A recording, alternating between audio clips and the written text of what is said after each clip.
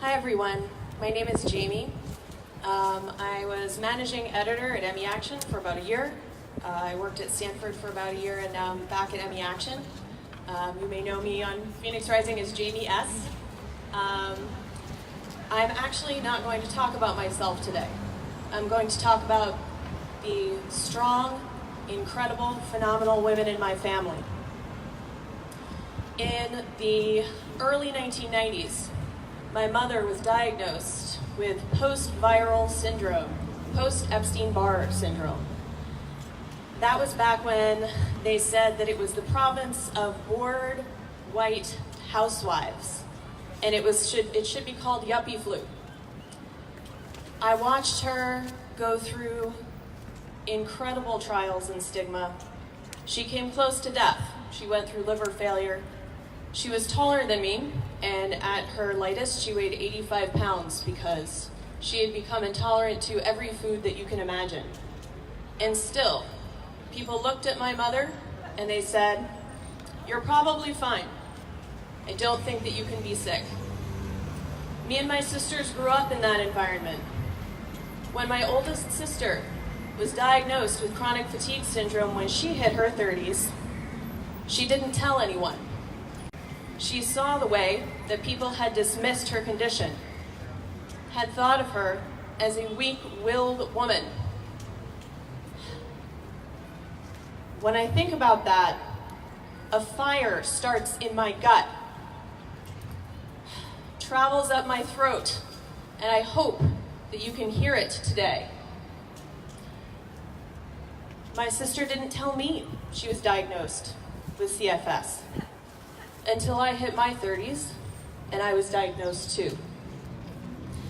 My diagnosis path might have been a lot faster if the NIH and the CDC had acknowledged ME as a real disease, worthy of treatment, worthy of study, acknowledging that we as human beings are worth just as much as somebody with a diagnosis of cancer or MS or chronic kidney failure.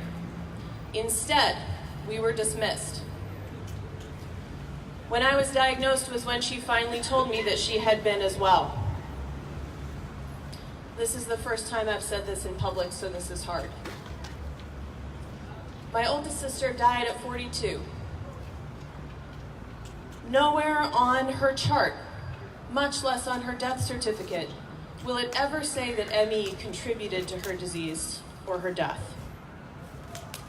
She passed away post-surgically due to what her doctors called an intense overreaction of her immune system, as though she had been going into septic shock. But there was no infection to be found. It was due to her dysregulated immune function. She leaves behind 2 sisters, 2 children, and a loving husband.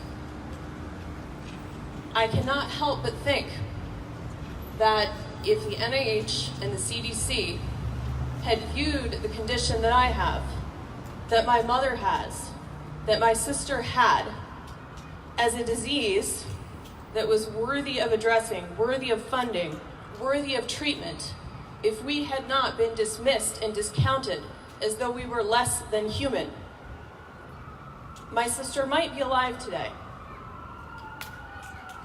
When my sister learned that I had joined MEAction and started doing science writing, she said she was prouder of me than she had ever been. There is a hole in my life because she is gone. She unconditionally supported me. She unconditionally supported this cause once she knew that all of my will and heart and love were behind it.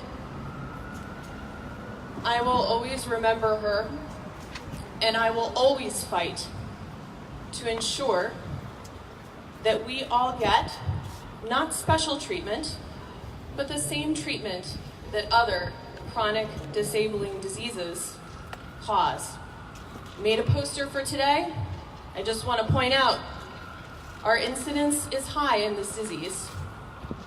Our quality of life is lower than the diseases I just mentioned. And our funding is at $8 per patient per year as of 2017. I want to also say how proud I am of our community, how proud I am of our solidarity, and how proud I am of all of you who are fighting, not just in person, but from home. I know who you are, I see you, and I think you're some of the bravest people I've ever known. Thank you. Woo!